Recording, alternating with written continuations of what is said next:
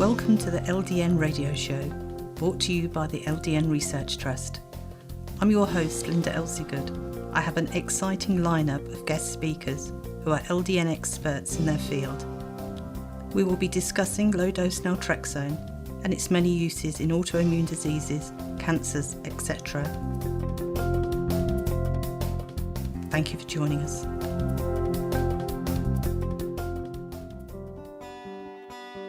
This show is sponsored by our members who made donations. We'd like to give them a very big thank you. We have to cover the monthly costs of the radio station's software, bandwidth, phone lines and phone calls to be able to continue with the radio show. And thank you for listening.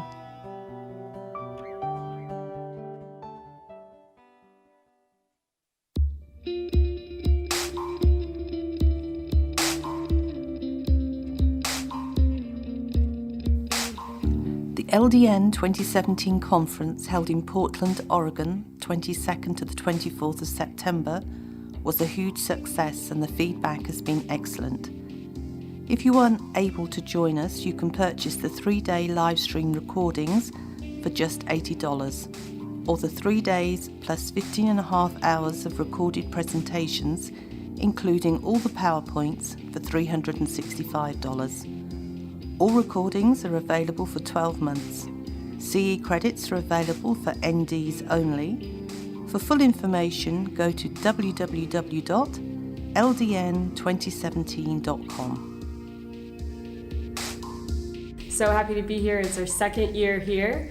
The information gets better and better every year. Yes, and we've found that the conference has been wonderful to be surrounded by these thought provokers, and we're taking information home that we could immediately implement on Monday. It brings us into the future, into a very helpful therapy for Lyme disease and other infections, inflammation. Such an incredibly diverse range of scientists from all different professions that are all focused on one thing, which is helping LDN help the maximum number of people possible. Phenomenal doctors giving some tremendous speeches. It's my first year at the LDN conference. It's fantastic, and we're definitely going to be back again next year. Great conference, learned so much, really enjoyed it. Yeah, so far, day one, it's amazing. Number one, the networking, meeting people that are like-minded and really wanting to learn. So it's extremely interesting and clinically useful that you can get down to using LDN and other immune modulating treatments for so many illnesses. And I guarantee it will be clinically useful in your practice. It's exciting to be here, interacting with people like-minded, open-minded, and what I call big brains. So they are fun to deal with. What I found really interesting about the conference is the interest in the actual scientific principles of some of the conditions which respond to low-dose naltrexone. So there's some people here who are just incredible in their field, helping with pain, autoimmunity, and they've personally helped me a lot. So that's why I'm excited to be here.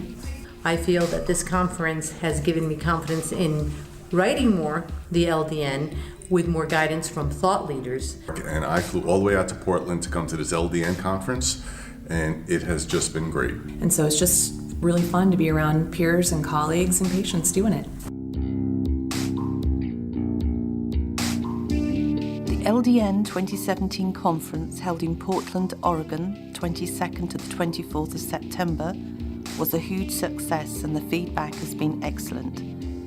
If you weren't able to join us, you can purchase the 3-day live stream recordings for just $80, or the 3 days plus 15.5 hours of recorded presentations, including all the PowerPoints, for $365. All recordings are available for 12 months. CE credits are available for NDs only. For full information, go to www.ldn2017.com.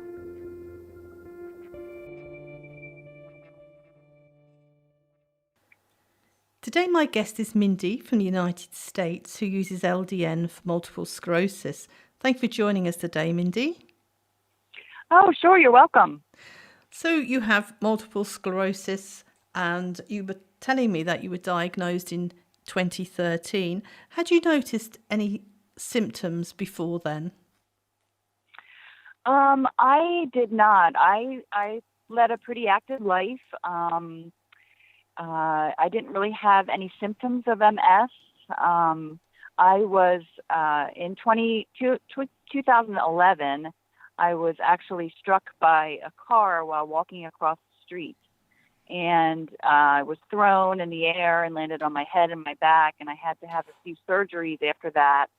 And then it was about a year later, year and a half or so later, the room started spinning again, and I was having funny feelings in my head.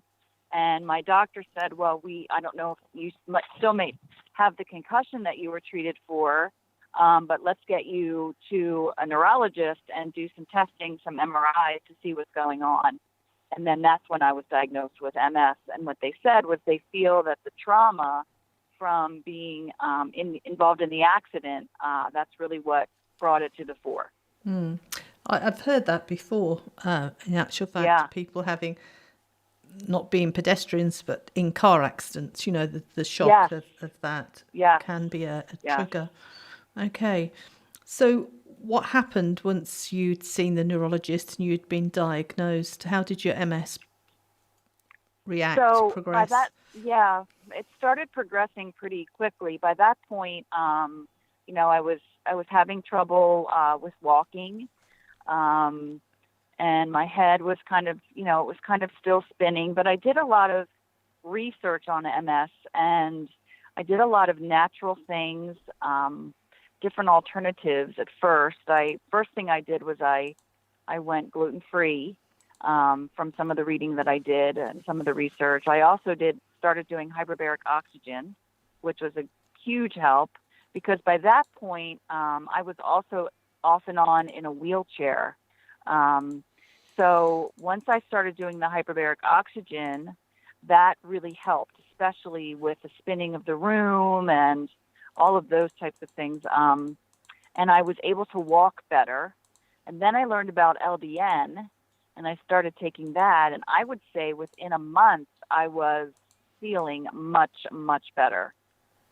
Mm-hmm. So before you started LDN, if you had to have rated your quality of life on a score of 1 to 10, 10 being the best, what would it have been? Before LDN, I would say it was probably about a 7 or 8. Mm-hmm. So it hadn't really impacted too much on your life at that point? At that point, because I was so newly diagnosed, and I immediately jumped into action of trying to figure this out without using pharmaceuticals. I knew I didn't want the side effects from all of them. I wanted to try other alternative therapies. So I think what really helped was I was quick about those things. Mm-hmm. I didn't just wait around, and even though the neurologist looked me straight in the eye and said, you will be in a wheelchair for the rest of your life if you don't go on these drugs. I stood up from his office and I said, well, thank you very much. You're fired. I will find someone that will believe and work with me, and I'll see you later. So, I went through probably about 3 different neurologists until I found one who was willing to work with me and who actually had heard about LDN and had other patients that were taking LDN and doing very good on it as well. Mm-hmm. So. Yeah. And you just said that after diagnosis, your MS advanced quite quickly. It just seemed like it was pretty rapid. Yeah. So how long was it between being diagnosed and starting LDN? I want to say maybe about 2 months. Mm-hmm. By the time I heard about it and I knew where to get it and I researched it, probably about 2 months. And in that 2 months, you ended up in a wheelchair, is that right? Yes. Okay. Off and on in a wheelchair, not really leaving my house very much. Okay. So once you found out about LDN and you found somebody to prescribe it for you, did your neurologist prescribe it or was it a doctor? I actually, who did I get it through? I had a family doctor who also does alternative therapies as well. And I told him all about LDN. I brought all of my research, And he said, "No problem. I will prescribe it for you." Oh, that was a lucky break. Yes. Well, that's kind of why I've stayed with him and used him as my family doctor, because he's very open-minded, which is what I wanted. So he was the first one to prescribe it. And then, and I knew if I ever needed it and I had to leave that practice or he stopped practicing, I could also get it from the new neurologist that I was seeing, because he also prescribed it for his patients. Okay. And when you first started, what dose did you start on? Well, I did the tier dose, where you start on 1.5 for the first couple weeks, then you go up to 3, and then you go up to 4.5, and that's where I've been. Okay. And did you notice any side effects when you first started? Only when I first started, I just had some vivid dreams, but they weren't anything that kept me up at night or anything that was, life-shattering or hard to deal with at all. It was very, very easy. Mm-hmm. So you didn't have any negative effects. What about None. Positive effects? Positive, I could definitely see it was helping, especially with the MS. I live a normal life now. I don't take any autoimmune suppressing drugs. That's the only pharmaceutical drug that I take. It's really, I feel like if I don't take it, I probably would go back to how I was, but I don't want to risk that. Mm-hmm. If that makes sense. Yeah. So describe for us now what you have in the relation to your MS that you know that you still have MS.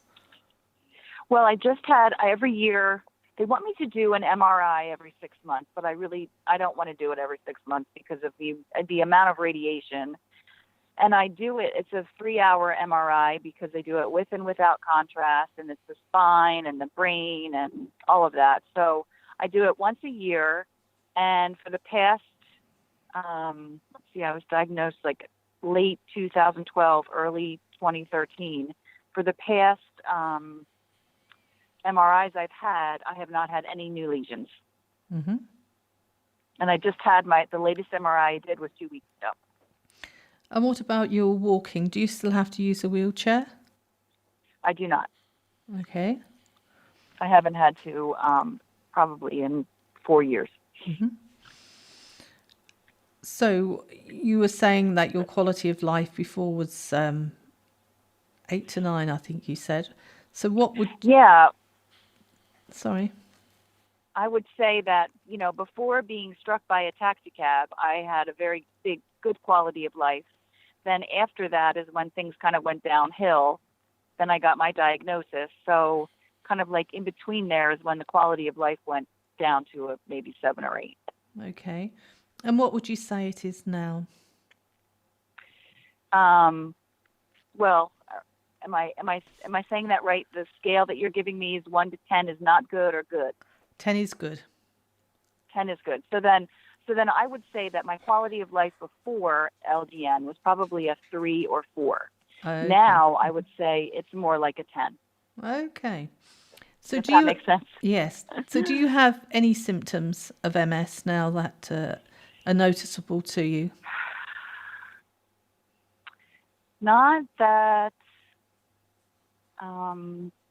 I really can say. Sometimes I have issues with walking, with because of this. I was hit on my right side, and so that's my weak side. Mm-hmm. So sometimes that gets tired quickly, or I might not be able to do long distance walking. But aside from those things, I still still go grocery shopping, drive the car. I have an 8-year-old daughter. We have a full life, that kind of thing. Mm-hmm. Wow. It's pretty amazing, isn't it? Yeah, I just really, I wish more people knew about LDN and the benefits of it. For really any type of autoimmune disease, there are just so many benefits to it, and it has really helped me greatly, and I'm just so grateful that I know about it. And I've ordered copies of your book, and I've given it to all my doctors. So they are very grateful for that. Oh, good. It seems to be a very popular book with patients and doctors and pharmacists, which is amazing. Absolutely. Another tool to get the word out there. I mean, we've been trying hard. Absolutely. Yes. Absolutely. Yes. So what would you say to other people with MS who are thinking about trying LDN? I think they should try it. I absolutely think they should try it. They don't have anything to lose.